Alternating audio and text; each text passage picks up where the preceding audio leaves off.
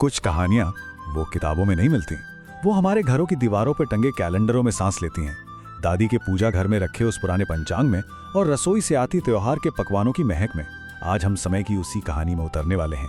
ये सिर्फ तारीखों की कहानी नहीं है, ये हमारी पहचान की कहानी है। जरा सोचिए, आज सुबह उठे, फोन देखा, साल 2026, ठीक है। फिर नजर गई दीवार पर टंगे ठाकुर प्रसाद जी के कैलेंडर पर और वहां मोटे मोटे अक्षरों में लिखा है संवत 2082। अरे ये क्या चक्कर है? एक ही घर, एक ही सुबह और साल 2। ये कोई भूल भुलैया नहीं, ये हमारे घरों की सच्चाई है ना? एक वो समय जिसमें हम दुनिया के साथ चलते हैं और एक वो जिसमें हमारी आत्मा बसती है। तो चलिए सबसे पहले इसी गुत्थी को सुलझाते हैं। आखिर ये 2 साल एक ही घर में एक साथ कैसे चल रहे हैं, समझते हैं इसे। देखिए, एक तरफ है वो कैलेंडर जिसे हम सब जानते हैं, Gregorian calendar. School, office, bank सब कुछ इसी से चलता है। इसका लॉजिक बड़ा सिंपल है। धरती सूरज का एक चक्कर लगाएगी और साल बदल जाएगा, कहानी खत्म। पर दूसरी तरफ है हमारा अपना विक्रम संवत। ये सिर्फ सूरज के हिसाब से नहीं चलता, ये तो चांद की चाल को, उसकी घटती बढ़ती कलाओं को भी साथ लेकर चलता है। और इसीलिए हमारी दिवाली, हमारी होली, हमारी हर पूजा, हर त्योहार की तारीख इसी से तय होती है। मतलब एक कैलेंडर है जो दुनिया के साथ दौड़ने के लिए है और दूसरा जो हमारी संस्कृति, हमारी आत्मा को सहेज कर रखता है। तो अब जरा और गहराई में उतरते हैं, क्योंकि ये सिर्फ कैलेंडर बनाने के 2 अलग अलग तरीके नहीं हैं। नहीं, ये तो समय को, ब्रह्मांड को देखने के ही 2 अलग अलग नजरिए हैं। और इनमें से एक नजरिया तो ऐसा है जिसमें पूरा का पूरा कॉस्मोस समाया हुआ है। देखिए, हमारे जो ऋषि मुनि थे, उनके लिए कैलेंडर बनाना सिर्फ दिन गिनने का काम नहीं था। अरे नहीं, वो तो जैसे ब्रह्मांड से बातें कर रहे थे, एक संवाद। सोचकर देखिए जरा, सूरज कैसे चल रहा है, चांद का आकार कैसे घट बढ़ रहा है, आसमान में तारे कहाँ हैं। इन सबको मिलाकर एक ऐसी कैलकुलेशन तैयार की जो हमें ये बताती है कि कुदरत किस रिदम पर, किस धुन पर नाच रही है। ये सचमुच एक डिवाइन साइंस है। और इसी डिवाइन साइंस का दिल, उसकी आत्मा है पंचांग। नाम सुना है ना? नाम में ही इसका पूरा राज छिपा है। पंच अंक यानी समय के 5 हिस्से, 5 पिलर्स। कौन कौन से? तिथि, वार, नक्षत्र, योग और करण। ये पांचों मिलकर सिर्फ ये नहीं बताते कि आज क्या तारीख है ना, ये बताते हैं कि इस पल ब्रह्मांड की एनर्जी कैसी है, कौन सा काम करे तो अच्छा होगा, कौन सा नहीं। मतलब हर चीज के पीछे एक लॉजिक, एक कैलकुलेशन है। और पता है, इसे समझना बहुत आसान है, बिल्कुल उतना ही जितना रात में आसमान में चांद को देखना। जब अमावस्या की काली रात के बाद चांद का एक छोटा सा टुकड़ा दिखता है और फिर धीरे धीरे बढ़ते बढ़ते पूर्णिमा का पूरा गोल चांद बन जाता है, उसे कहते हैं शुक्ल पक्ष, उजाले की ओर का सफर। और फिर जब वो पूरा चांद वापस धीरे धीरे घटते घटते अमावस्या के अंधेरे में गुम हो जाता है, उसे कहते हैं कृष्ण पक्ष। बस यही कुदरत का साइकिल है जो हमारे महीनों में धड़कता है। तो अब समझ आया, ये जो पंचांग है ना, ये सिर्फ कागज का एक टुकड़ा नहीं है, ये तो समय का नक्शा है, एक ब्रह्मांड का नक्शा जो हमें इस यूनिवर्स से और हमारी अपनी जड़ों से जोड़ता है। अच्छा, चलिए अब वापस घूमकर उसी सवाल पर आते हैं जहां से हमने ये पूरी बात शुरू की थी।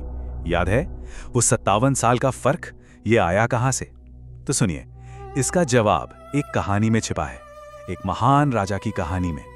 और एक बात, ये जो 57 साल का फर्क है ना, ये कोई कैलकुलेशन की गलती नहीं है, बिल्कुल नहीं। ये तो हमारे इतिहास का, हमारे गौरव का प्रतीक है। ये कहानी है हिम्मत की, स्वाभिमान की और एक पूरी सभ्यता की जीत की। ये कहानी है उज्जैन के महान सम्राट राजा विक्रमादित्य की। एक दौर था जब विदेशी शकों का आतंक था, उनके अत्याचार से हमारी धरती कांप रही थी। तब राजा विक्रमादित्य ने एक प्रण लिया, अपनी प्रजा को इस जुल्म से आजाद कराने का। और उन्होंने एक ऐसी जंग लड़ी जिसने इतिहास का रुख ही मोड़ दिया। उन्होंने शकों को हराया और उन्हें भारत की भूमि से खदेड़ बाहर किया। यह सिर्फ एक राजा की जीत नहीं थी, नहीं, ये पूरे भारत के स्वाभिमान की जीत थी। और इसी ऐतिहासिक जीत को हमेशा हमेशा के लिए अमर बनाने के लिए उन्होंने एक नए युग, एक नए संवत की शुरुआत की, जिसका नाम पड़ा विक्रम संवत। और ये शुरुआत कब हुई? ईसा के जन्म से भी 57 साल पहले, 57 BCE में। और इसीलिए इसीलिए जब ग्रेगोरियन कैलेंडर में साल 2026 चल रहा होता है तो विक्रम संवत उससे 57 साल आगे 2082 पर पहुंच चुका होता है।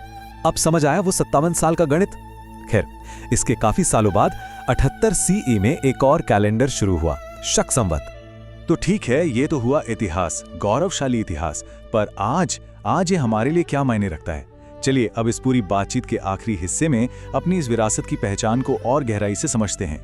पर यहाँ एक और सवाल खड़ा हो जाता है ना, कि अगर विक्रम संवत इतना पुराना है, इतना गौरवशाली है, तो फिर ये शक संवत क्या बला है? और हमारी भारत सरकार इसे अपने नेशनल कैलेंडर के तौर पर क्यों इस्तेमाल करती है? सवाल तो बनता है। इसे देखिए जरा, विक्रम संवत जो राजा विक्रमादित्य की जीत की निशानी है, वो है हमारी कल्चरल और रिलीजियस आइडेंटिटी।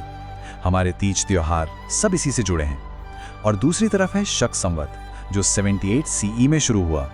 ये है हमारा नेशनल सिविल कैलेंडर, मतलब देश के सारे सरकारी कामकाज इसी के हिसाब से होते हैं। तो हुआ ये कि जब हमारा देश आजाद हुआ तो एक ऐसे नेशनल कैलेंडर की जरूरत महसूस हुई जो पूरे देश को एक साथ जोड़ सके। तो 1957 में मशहूर साइंटिस्ट मेघनाद साहा की लीडरशिप में एक कमेटी बनी और उन्होंने शक संवत को चुना। क्यों? वजह बिल्कुल साफ थी। एक, ये सोलर कैलेंडर है तो इसका ग्रेगोरियन कैलेंडर के साथ तालमेल बिठाना आसान है। और दूसरा, ये देश की एकता और साइंटिफिक सोच का सिंबल भी बना। तो यहाँ आकर ना एक बहुत ही खूबसूरत बात समझ में आती है कि हम सब भारतीय एक ही वक्त में कई समय में जीते हैं। सोचिए, हमारे फोन में है दुनिया वाला कैलेंडर, हमारे सरकारी कागजों पर है शक संवत, और हमारे दिलों में, हमारे त्योहारों में, हमारी पूजा में बसता है राजा विक्रमादित्य का विक्रम संवत।